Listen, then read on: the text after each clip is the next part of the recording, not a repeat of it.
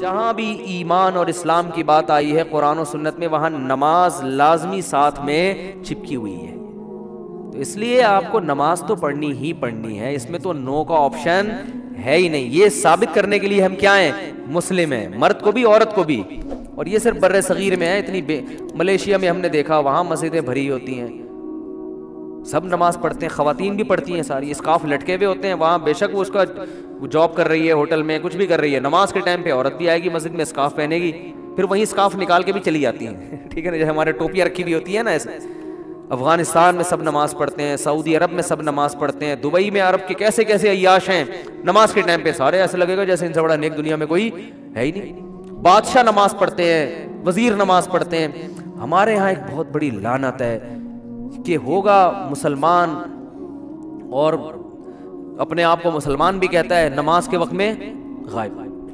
تو اس لیے امام احمد ابن حنبل جو بہت بڑے مجتہد ہیں، ان کا یہ فتویٰ ہے کہ ایک نماز بھی جو جان بوجھ کر چھوڑ دے گا اسلام سے خارج ہو جائے گا. اگرچہ جمہور کا یہ فتویٰ ہے کہ خارج نہیں ہوتا، کفر کے قریب ہو جاتا ہے وہ، لیکن امام احمد بن حنبل کی کوئی کم حیثیت تو نہیں ہے. سعودی عرب میں انہی کو فالو کیا جاتا ہے. شیخ بن باز، شیخ صالح العثیمین سعودیہ کے مفتی اعظم رہے ہیں، ان کا فتویٰ اب تک چلا یہی آ رہا ہے کہ ایک آدمی اگر فجر کی نماز کے لیے الارم نہیں لگاتا، اس نے صبح 8 بجے آفس جانا ہے، رات کو سویا صبح 8 بجے کا الارم لگا کے، تو یعنی اس نے پکا ارادہ کیا ہوا ہے کہ میں نے فجر میں نہیں اٹھ رہا. ایک تو ہوتا ہے نا آنکھ کھلی نہیں، ارادہ تو تھا نہیں کھلی آنکھ، پکا ارادہ کیا ہوا ہے. انہوں نے کہا یہ اسی وقت مرتد ہو جائے گا، کیونکہ اس نے پکا ارادہ کر لیا ہے نماز کے قضا کرنے کا، پکا ارادہ. وہ یہاں تک ان کا فتویٰ ہے کہ مرتد ہو جائے گا اس کو اگر توبہ نہیں کرتا اور توبہ کا اعلان نہیں کرتا باقاعدہ، تو اس کو مسلمانوں کے قبرستان میں دفن کرنا بھی جائز بولو نہیں ہے، اس کا نکاح بھی ٹوٹ گیا. اگرچہ جمہور اس کو نہیں مانتے، لیکن امام احمد بن حنبل کی بھی تو ایک بڑی ویلیو ہے نا، اور عبداللہ بن مسعود کی بھی کم ویلیو نہیں ہے. وہ فرماتے ہیں ہم نبی کے دور میں کسی بھی جرم کو یہ نہیں سمجھتے تھے کہ انسان کافر ہو جاتا ہے، نماز کو ہم یہ سمجھتے تھے کہ کوئی چھوڑ دے تو اسلام سے خارج ہو جاتا. تو اس لیے عرب میں شراب پینے والا بھی نماز پڑھتا ہے، کیونکہ مسلمان میں بہرحال کچھ بھی ہو اسلام کا نام اپنے آپ سے ہٹانا پسند نہیں کرتا. اور آج ہم نے دیکھا ہے مسجدوں کے ساتھ گھر ہیں، نماز کے لیے نہیں آ رہے، اور سفر میں تو نمازیوں کو دیکھا ہے نمازیں چھوڑتے ہوئے. ذرا آج کل پیپر ہے تو یہ چھوڑ دو نماز. بھائی پیپر میں نماز چھوڑنا کہاں سے جائز ہو گیا؟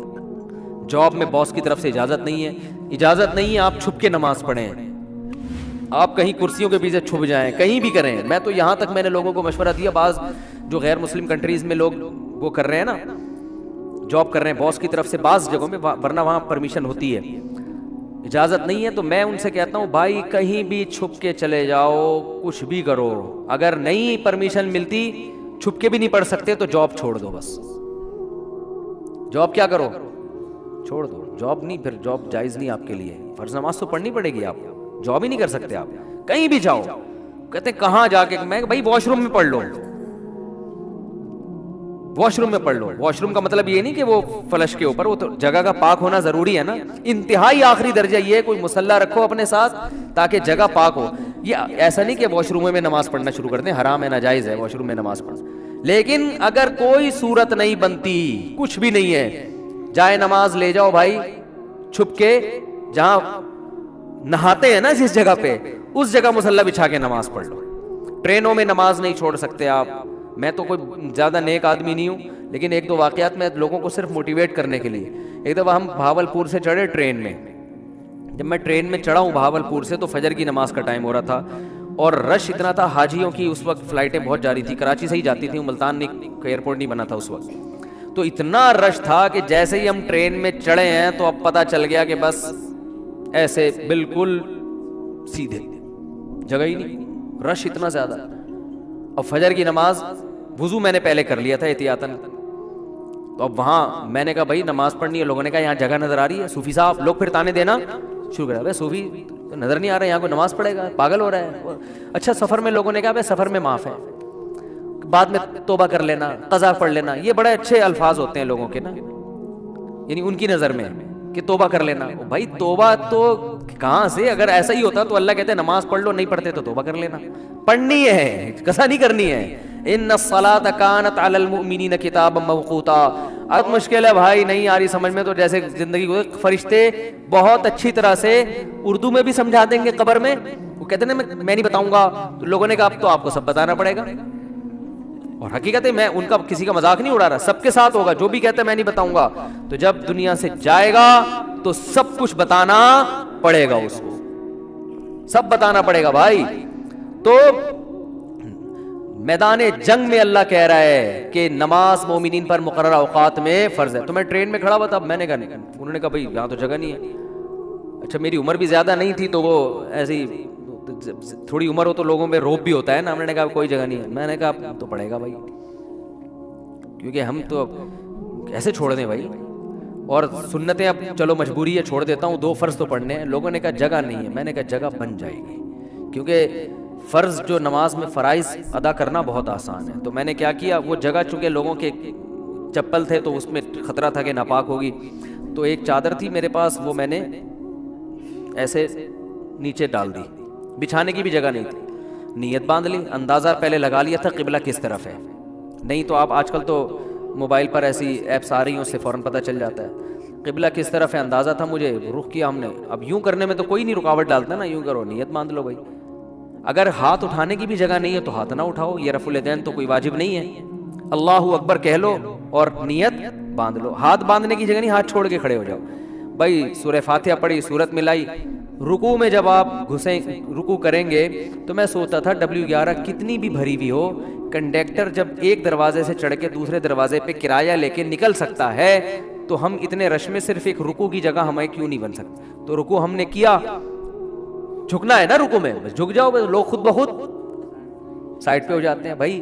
اس کے بعد آپ جب سجدہ کرو تو سجدہ نام ہے, ویسے تو پراپر سجدہ کرنا چاہیے. جگہ نہیں ہے تو بھائی ماتھا کسی طرح زمین پہ ٹکانا ہے, آپ ماتھا زمین پہ ٹکا دیا جا کے.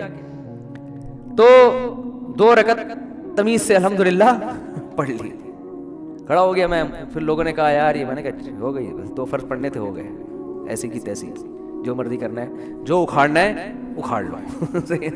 کیونکہ تمہیں تو خود چاہیے جگہ دو نا. اور بعض دفعہ لوگوں کو شرم آ رہی ہوتی ہے, ہم سب کے سامنے نماز پڑھیں گے, لوگوں نے کہ تو بہت بڑا صوفی ہے. تو یاد رکھو شرم ان کمبختوں کو آنی چاہیے جو نہیں پڑھ رہے, ان کمبختوں کو آنی چاہیے. بھائی تم بھی تو ایمان کے دعوے دار ہو. اگر تم یہ کہتے ہو کہ ہم اسلام کو نہیں مانتے, تو پھر پورا اسلام سے رشتہ ختم کرو. پھر آپ وصیت میں لکھو کہ مجھے عیسائیوں کے قبرستان میں دفن کرنا ہے, مجھے ہندوؤں کے میری چتا کو آگ لگائی جائے. ٹھیک ہے نا, یہ لکھ کے جاؤ.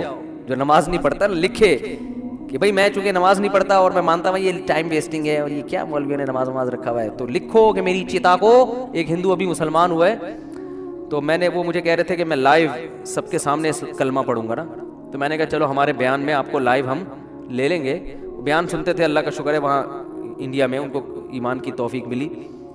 تو ہندو ہونے کے باوجود میرے بیان بڑے شوق سے سن رہے تھے, کہہ رہے ہیں سنتے سنتے میرا دل کیا کہ میں مسلمان ہو جاؤں, اللہ تعالیٰ قائم رکھے. تو میں نے کہا لوگوں کو موٹیویشن ملے گی, تو انہوں نے کہا میں سب کے سامنے. پھر مجھے خیال آیا بھائی اتوار میں تو ٹائم ابھی ہے, زندگی کا کوئی بھروسہ نہیں ہے. میں نے کہا اگر آپ اس سے پہلے مر گئے, انہوں نے کہا بات تو ٹھیک ہے. میں نے کہا پھر فون پہ ہی کلمہ پڑھو. تو انہوں نے کلمہ تو پڑھ لیا, ماشاءاللہ مسلمان ہو گئے, بیان بھی سن رہے ہیں.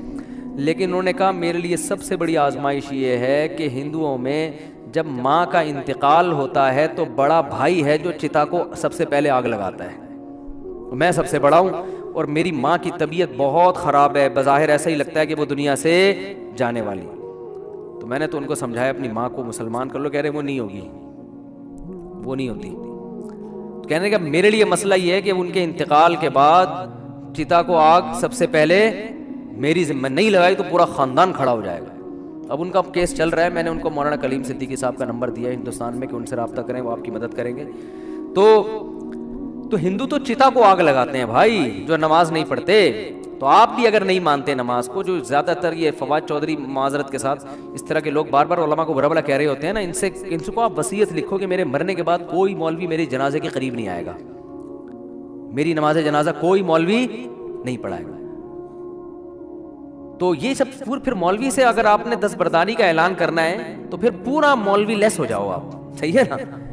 تو اپنے مفاد کے لیے مولانا آ رہے ہیں نکاح پڑھانے کے لیے، مولانا آ رہے ہیں، چلو نکاح تو عدالتیں بھی پڑھا دیتی ہیں، جنازے میں سب سے زیادہ، تو آپ پھر اپنا جنازہ پڑھواؤ یا تو پڑھواؤ ہی نہیں، کیونکہ تو مولویوں نے ہی بتایا نا جنازہ ہے، یا تو پڑھواؤ نہیں، اگر پڑھوانا ہے تو مائیکل جیکسن ٹائپ کا کوئی آدمی ہونا چاہیے، لبرل بالکل، جو موسیقی کا، کیونکہ آپ نے یہ بھی ایک دفعہ ارشاد فرمایا تھا کہ علامہ اقبال بھی موسیقی سنتے تھے، قائد اعظم بھی، مولویوں کی طرح تھوڑی تھے عجیب سے، تو پھر کوئی ایسا ہی گلوکار ملک کا جو سب سے بڑا ڈانسر ہو، وہ آپ کا نماز جنازہ مٹک مٹک کے پڑھائے۔ پھر اللہ سے دعا کرو بھائی، نماز سے اللہ ہمارا رشتہ قائم کر دے۔ تو اذان پر ابھی بیان باقی ہے کہ اتنی اللہ کو یہ عبادت پسند ہے نا کہ پیدا ہوتے ہی اللہ کان میں اذان کہلوا دیتے ہیں، اس کے بعد جو ندائیں صبح فجر میں آواز گونجتی، اللہ اکبر اللہ اکبر، حی علی الصلاۃ، الصلاۃ خیر من النوم، پھر اللہ کہتے ہیں ظہر میں دوبارہ یاد دلاؤ، مؤذن کو کہتے ہیں جا اسپیکر پہ بٹن آن کر، بولتا رہے بس تو۔ لوگ کہیں گے کہ یار جب نماز کا ٹائم ظہر کا 1:05 ہے تو بتانے کی ضرورت کیا ہے؟ اللہ کہتے ہیں ان کی باتوں میں مت آنا، 1:05 ہے تو 1:45 پہ بتا دینا ان کو کہ 15 منٹ رہ گئے، 20 منٹ رہ گئے۔ فجر کا ٹائم روزانہ اناؤنس ہوتا ہے، آج 6:30 پہ، آج 6:45 پہ اناؤنسمنٹ ہوتی رہے گی۔ اللہ کہتے ہیں اتنی اناؤنسمنٹ کافی نہیں ہے، ہر دفعہ پوری اذان ہوگی، حی علی الفلاح، آؤ کامیابی کی طرف، آؤ نماز کی طرف۔ حج میں اعلان نہیں ہوگا، رمضان کا اعلان نہیں ہوگا، اعلان کرنے والوں کو برطرف کر دیا، ہلال کمیٹی سے نکال دیا، ٹھیک ہے نا۔ نماز کا ہر دفعہ اعلان ہوگا، اور اتنی اذانیں ہوتی ہیں نا پوری دنیا میں کہ ایک سیکنڈ کے لیے بھی دنیا اذان سے خالی نہیں ہوتی، دی جا رہی ہے اس وقت سے۔ تو یہ اس لیے کہ اللہ کی نظر میں اس کی اہمیت اور ویلیو بہت زیادہ۔ اللہ کہے گا ابھی اس مؤذن کو کہا ہے صرف ان کو سناؤ، زبردستی کسی کو لے کے نہیں آؤ مسجد میں، ابھی زبردستی کا ٹائم نہیں ہے، ابھی حساب و کتاب کا ٹائم نہیں ہے۔ تم نے حی علی الصلاح حی علی الفلاح کہہ دیا، اللہ کی کبریائی بیان کر دی، ان کی مرضی آئیں نہ آئیں، تم گھر تک تھوڑی جاؤ گے بیل بجا کے، بھائی میں نے تمہیں حی علی الصلاح کا، تمہیں سمجھ میں نہیں آیا کیا؟ انگلش میں بتاؤں میں تمہیں؟ نہ نہ نہ، مؤذن کے لیے جانا کیا ہے؟ ناجائز۔ علماء نے لکھا ہے کہ جب اذان ہو جائے نا تو کسی اور طرح سے دعوت دینا جائز نہیں ہے، کیونکہ یہ اللہ کی دعوت کمپلیٹ دعوت ہے۔ اب آپ اخپل طریقے سے مائک بھونپو ہاتھ میں لے کے لوگوں بلانے، جیسے بعض جگہوں پہ ہم نے دیکھا مسجدوں میں اذان ہو جاتی ہے، پھر ایک اردو میں اذان شروع ہو جاتی ہے، حضرات اذان ہو گئی ہے، مسجد میں اتنے بجے ٹائم ہے، آپ کو بتایا آپ آ جائیں، مرنا ہے ایک دن اٹھنا ہے، وہ پورا پروگرام شروع ہو جاتا ہے نا۔ چلو زندگی میں کبھی ایک آدھ دفعہ ہو جائے تو ایک الگ بات ہے، لیکن مستقل بنیادوں پہ بھی بعض مسجدوں میں ہو رہا ہے ہمارے، چھوڑو رہنے دو۔ تو اس لیے علماء نے کہا اللہ نے پراپر رکھی اس لیے کہ اب دوبارہ کسی اور دعوت کی ضرورت نہ ہو۔ تو اب اللہ کہتے ہیں اب آنا ہے آ، نہیں آنا نہیں آ، یہ حساب میں آخرت میں لوں گا کہ تو اتنا ڈھیٹ 1400 سال سے فضاؤں میں ہر نماز کے ٹائم پہ یہ ندا گونجتی ہے، نہ سردیوں میں اس میں ناغہ ہوتا ہے، نہ گرمیوں میں ناغہ ہوتا ہے، نہ راتیں لمبی ہوں تو ناغہ، نہ راتیں چھوٹی ہوں، حتیٰ کہ سفر میں بھی اذان کا حکم ہے، اذان کا ہو، پھر جنگل میں اکیلے نماز پڑھ رہے ہو اذان کا ہو، یہ ایسی اللہ کو ندا پسند ہے، بھائی یاد دہانی لازمی کراؤ۔ تو اس لیے بھائی یہ بار بار دعوت، اذان کی اہمیت نہیں پتہ چلتی، اس سے نماز کی اہمیت پتہ چلتی ہے۔ تو عزم کرو زندگی میں کچھ بھی ہو جائے نماز قضا نہیں کرنی۔ جو جماعت کی نماز کے عادی نہیں ہے وہ کم از کم اتنا کر لیں کہ پہلا اسٹیپ یہ ہے کہ قضا نہیں ہونے دینا کسی صورت میں، پھر اگلا اسٹیپ کیا ہے؟ جماعت نہیں چھوڑنی کسی صورت میں۔ وہ جماعت اصل تو نماز ہے ہی جماعت، اور اگر کبھی چھوٹ جائے نا تو توبہ کرنی ہے اور اس کو قضا کر کے اگلی پڑھنی ہے، پہلے اس کی قضا پڑھنی ہے پھر اگلی، اور کچھ جرمانہ بھی رکھیں اپنے اوپر۔ سمجھتے ہو کہ نہیں سمجھتے؟ اللہ تعالیٰ سمجھنے کی